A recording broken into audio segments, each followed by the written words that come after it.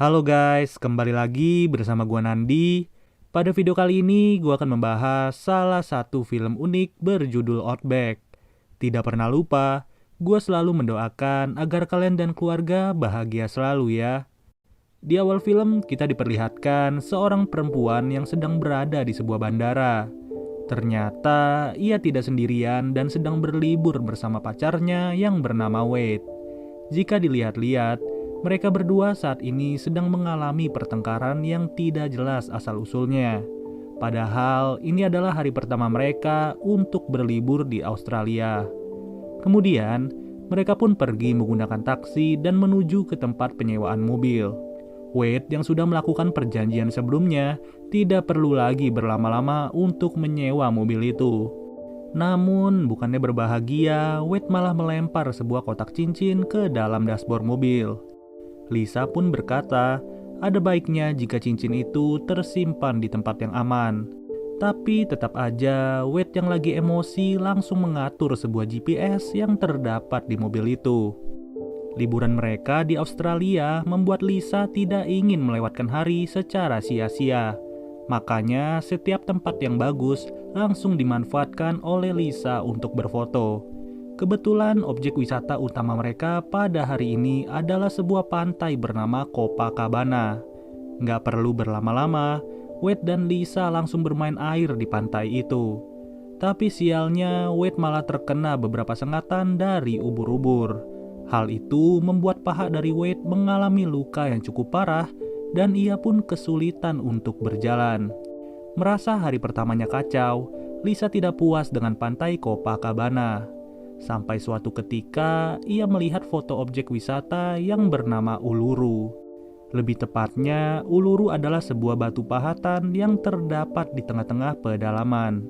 Yang jadi masalahnya, untuk tiba di Uluru membutuhkan waktu selama 32 jam. Dari malam sampai pagi, mereka melakukan perjalanan dan hanya mengandalkan sebuah GPS. Untuk berjaga-jaga, mereka berhenti di salah satu rumah yang menjual bensin eceran. Beruntungnya, di dalam rumah itu juga terdapat sebuah minimarket yang menjual berbagai makanan ringan. Singkat cerita, waktu berlangsung cepat dan hari pun sudah malam. Mereka memutuskan untuk menginap satu malam di sebuah motel. Dalam kondisi kelelahan seperti ini, Wade masih memikirkan sebuah masalah yang membuat dirinya tidak nyaman saat berlibur. Tapi untuk masalahnya sendiri sampai sekarang belum dijelaskan apa yang terjadi. Esok paginya, mereka menikmati sarapan di motel itu dan kembali melanjutkan perjalanan. Belum saja sampai di Uluru, Lisa sudah mulai kehilangan sinyal karena lokasi yang berada di pedalaman. Meskipun begitu, Wade menjelaskan kalau GPS tidak harus membutuhkan jaringan sinyal. Lebih tepatnya, GPS hanya mengandalkan sinyal satelit untuk menunjukkan sebuah arah. Selama perjalanan ini, mereka ngobrol-ngobrol di dalam mobil sambil menikmati makanan ringan. Namun, di tengah perjalanan, tanda-tanda masalah sudah mulai muncul dalam sekejap, yang dimana GPS mereka mengalami rerouting dan kemungkinan besar bisa salah menunjukkan jalan. Sampai pada akhirnya mereka terhenti di sebuah jalan yang hanya dipenuhi oleh tanah. Bisa kalian lihat, di titik ini masih ada 1000 km lagi untuk mereka tempuh dengan waktu 16 jam. Dengan kata lain, 1000 km sebelumnya sudah mereka lewati saat sampai di motel semalam. GPS itu pun terus menunjukkan berbagai arah yang tentunya membuat Wade mulai kebingungan. Saat perintah itu diikuti, ujung-ujungnya Wade malah disuruh muter balik. Padahal jalannya aja udah buntu dan tidak mungkin bisa dilewati oleh mobil. Kali ini ia sudah tidak percaya lagi dengan GPS dan terpaksa berhenti di tengah-tengah hamparan tanah. Ditambah lagi banyak sekali hewan buas yang tentu saja berada di kawasan itu. Alhasil, pertengkaran pun kembali terjadi dan membuat perjalanan ini semakin kacau. Lalu, Wade berencana untuk menaiki sebuah bukit dengan harapan dapat melihat posisi jalan raya. Tanpa berlama-lama, mereka berjalan ke bukit itu sambil berbicara mengenai keindahan tempat ini. Waktu demi waktu, tanpa mereka sadari, sudah dihabiskan untuk berjalan ke bukit itu. Tapi sialnya, saat sampai di atas bukit itu, mereka tidak melihat sama sekali sebuah jalan raya. Jadinya momen itu mereka gunakan hanya untuk berfoto-foto. Setelah itu, mereka kembali menuruni bukit dan berencana untuk istirahat di mobil mereka. Namun, kondisi yang begitu gelap membuat mereka sulit untuk menemukan jalan pulang. Padahal Wade sudah mengingat posisi mereka dan yakin betul bahwa arah ini sudahlah benar. Tapi Lisa nggak mau mengambil resiko untuk berjalan lebih jauh lagi.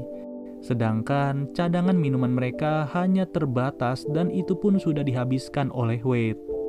Hari pertama di tempat ini, mereka pun sudah mulai terbangun dan berencana mencari mobil itu. Hanya saja kondisi luka yang dialami oleh Wade semakin hari semakin memburuk. Berjam-jam sudah mereka habiskan sambil berjalan kaki hanya untuk mencari mobil.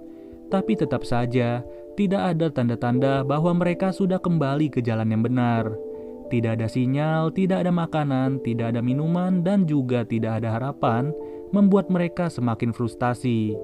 Untuk menghemat tenaga, mereka pun tidur saat itu juga sampai menunggu esok pagi. Namun lagi-lagi, tanpa disadari ada seekor kalajengking yang berjalan ke tubuhnya Lisa.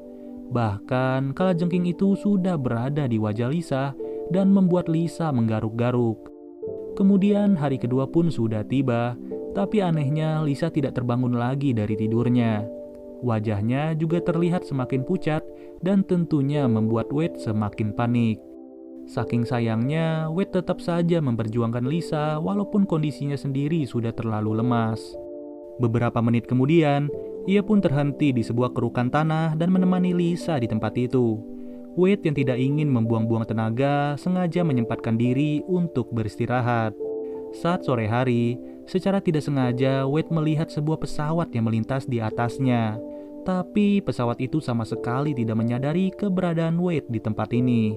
Seketika itu juga Wade berencana untuk mengambil setiap batu yang ada di sekitarnya.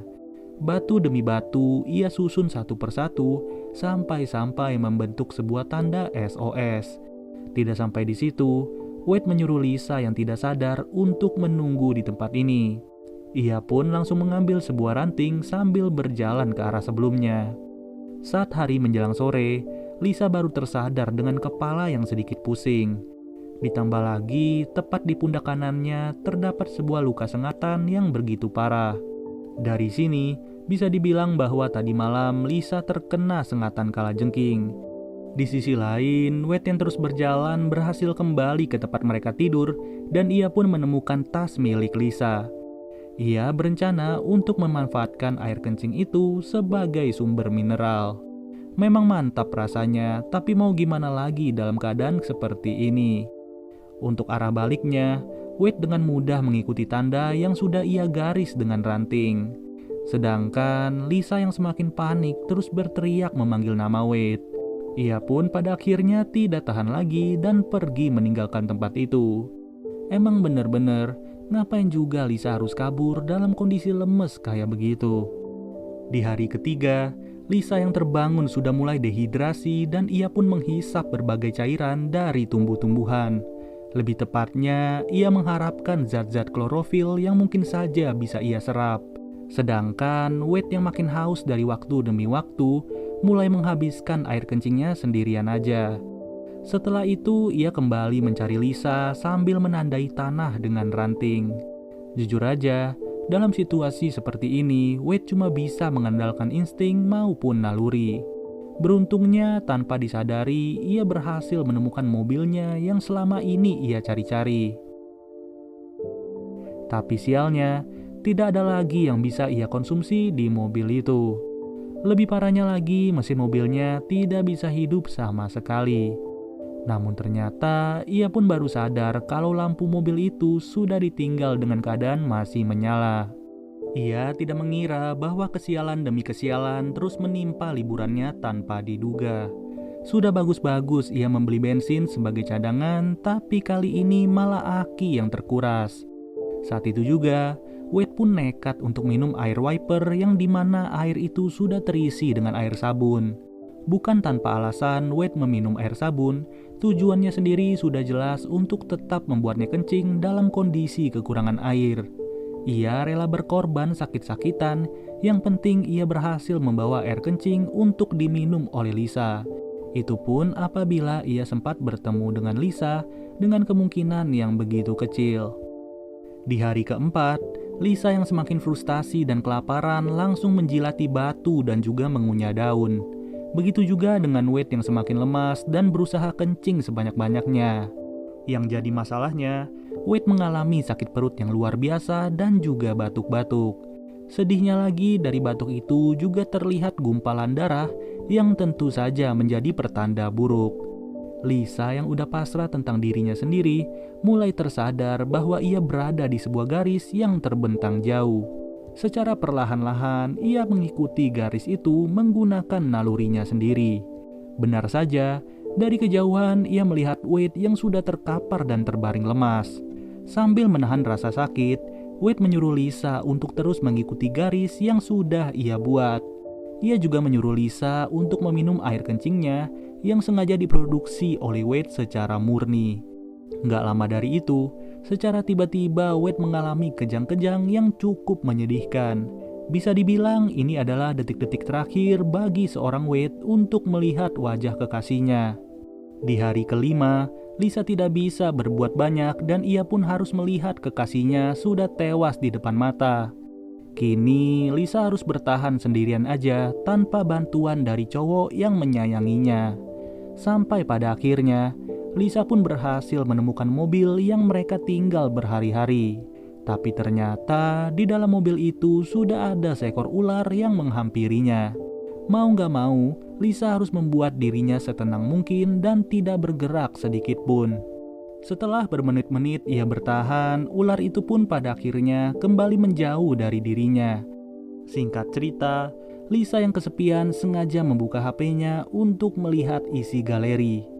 Lalu, ia pun memutar satu video yang memperlihatkan dirinya sedang berada di toilet pesawat. Dari sini terbongkar sudah permasalahan utama yang membuat Wade dan Lisa sempat bertengkar sedari awal. Yang ternyata Wade sengaja melamar Lisa di depan banyak orang saat berada di dalam pesawat. Tapi Lisa malah menolaknya dan membuat Wade kecewa sepanjang waktu. Lisa sendiri mengaku bahwa ia sangat mencintai Wade, hanya saja ia tidak ingin terburu-buru untuk membangun sebuah keluarga. Di hari ke-6, Lisa mengalami dehidrasi yang begitu parah sampai-sampai membuat dirinya tidak sadarkan diri. Dari sini, keajaiban pun muncul secara tiba-tiba dan terlihat ada seseorang yang menghampirinya. Awalnya Lisa tidak menyangka bahwa orang tersebut adalah pacarnya sendiri. Tapi ia ternyata hanya mengalami halusinasi dan terlihat jelas bahwa orang itu bersosok perempuan. Di akhir film dijelaskan bahwa perempuan itu adalah seorang peternak, yang dimana ia mengetahui keberadaan mereka setelah melihat tanda SOS yang dibuat oleh Wade. Lalu jasadnya Wade sudah dipulangkan ke Amerika Serikat dan ia dinyatakan tewas akibat gagal ginjal karena meminum air sabun. Sedangkan Lisa berhasil diselamatkan dan kini menjadi seorang perawat. Pada intinya, film ini mengajarkan bagaimana perjuangan seorang laki-laki yang sepenuh hati mencintai kekasihnya. Ya, bisa dibayangkan jika Wade tidak berjuang sebegitu kerasnya, tentu saja Lisa tidak akan selamat pada hari itu. Ditambah lagi pengorbanannya untuk meminum air sabun karena ia memikirkan kekasihnya yang udah kehausan. Oke deh guys, mungkin segini aja pembahasan dari film Outback. Sampai bertemu lagi di video berikutnya. Gua Nandi cabut dulu. Dadah.